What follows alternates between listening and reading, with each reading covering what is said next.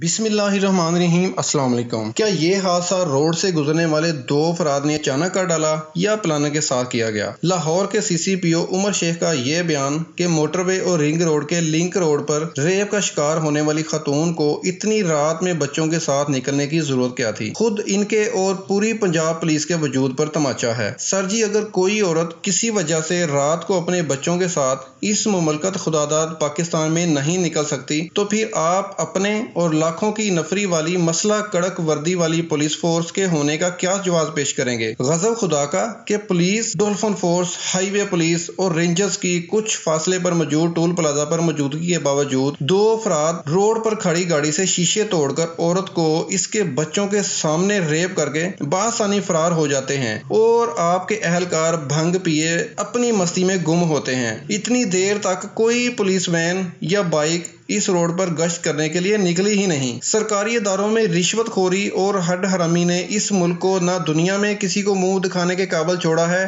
نہ ہی اپنے عوام میں۔ لیکن یہ بھی یاد رکھیے کہ آپ کے یہ کرتوت آپ کو بھی خدا کو چہرہ دکھانے کے قابل نہیں چھوڑیں گے۔ لاکھوں کی تنخواہیں، ٹھنڈے آفس، گاڑیاں، پروٹوکول اور مراعات، ہزاروں کی نفری، ٹھکا ٹھک سلوٹ، یہ سب آپ کو اس لیے دیے جا رہے ہیں کہ آپ لوگوں کو مشورہ دیں کہ شہری رات میں سفر نہ کریں۔ آپ لوگ کسی وجہ یا مجبوری کے تحت نکلنے والی عورت کی حفاظت نہیں کر سکتے تو پھر استعفے دے کر گھر میں بیٹھو۔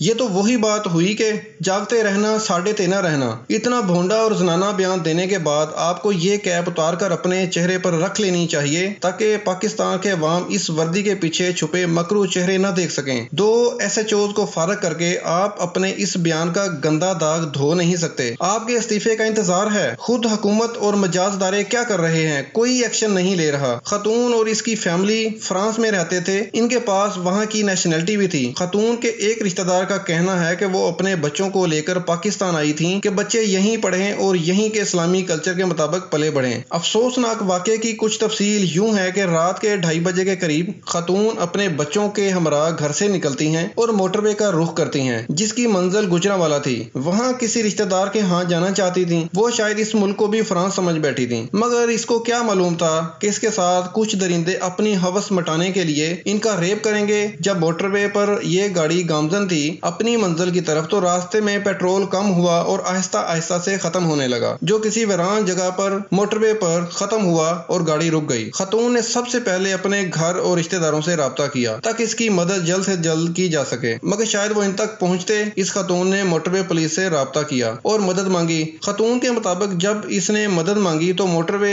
کنٹرول روم سے اسے یہی بات کہی گئی کہ یہ علاقہ ان کی رینج میں نہیں آتا، جس کی وجہ سے وہ مدد کرنے کے لیے نہیں پہنچ سکتے۔ دوسری ایک بات جو اس سانحے میں بہت اہم ہے کہ رات کے وقت اندھیرے میں روڈ کی سائڈ پر ایک خاتون اپنے بچوں کے ساتھ گاڑی کے اندر بیٹھی ہیں۔ اب اس روڈ سے گزرنے والی کوئی گاڑی سپیڈ سے گزر جائے گی یا پھر مخالف سمت سے آنے والی گاڑی بھی اگر اس کو دیکھے گی تو ان کے ذہن میں اگر کوئی گندا خیال آتا بھی ہے تو وہ یو ٹرن لے کر واپس آئے گی، اور یہ ضروری نہیں کہ ان کے پاس اسلحہ بھی ہو۔ جس طرح دو مسلح افراد باقاعدہ خاتون کی گاڑی کے پاس آ کر رکے ہیں، دیدہ دلیری سے گاڑی کے شیشے توڑے ہیں، اس قدر جنون اور شیطان سوار تھا کہ وہ شیشے توڑنے کے دوران خود بھی زخمی ہوئے اور ان کا خون بھی جائے وقوع پر موجود گاڑی سے ملا ہے۔ تو یہ سب اچانک تو ہو نہیں سکتا۔ یہ تو ایسے لگتا ہے کہ ملزمان کو پہلے سے ایک خاتون کی موجودگی کا علم تھا اور وہ پوری پلاننگ سے آئے تھے۔ خاتون کی موجودگی کا علم کس کس کو تھا یہ تو خاتون ہی بہتر بتا سکتی ہیں کہ انہوں نے پیٹرول اور مدد کے لیے کس کس کو اپنی موجودگی اور جائے وقوع کی اطلاع دی تھی۔ اس کے علاوہ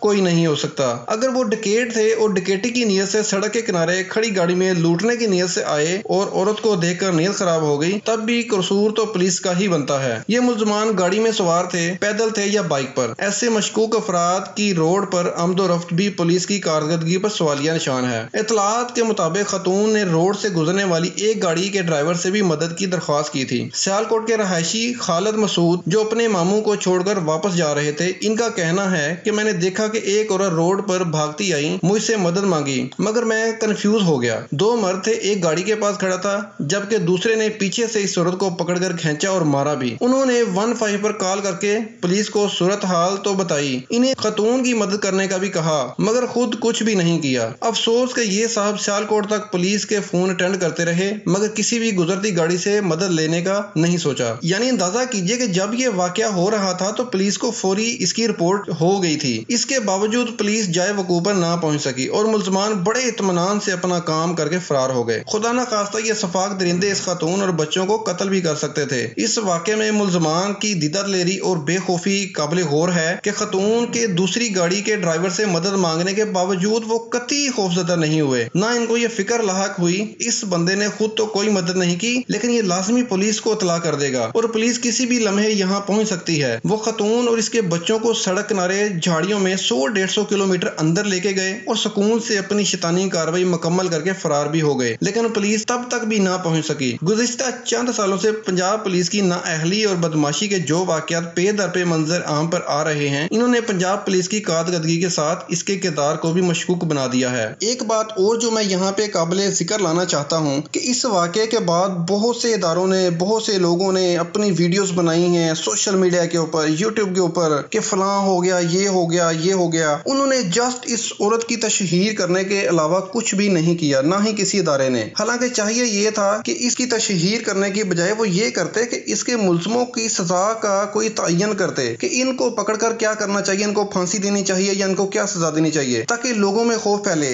جو لوگ اس طرح کے بھونڈے کام کرتے ہیں ان کی سزا کا تعین کیا جاتا۔ تو دوستو اپنی رائے کا اظہار کمنٹس باکس میں ضرور کیجئے کہ ان ملزموں کو کیا سزا دینی چاہیے۔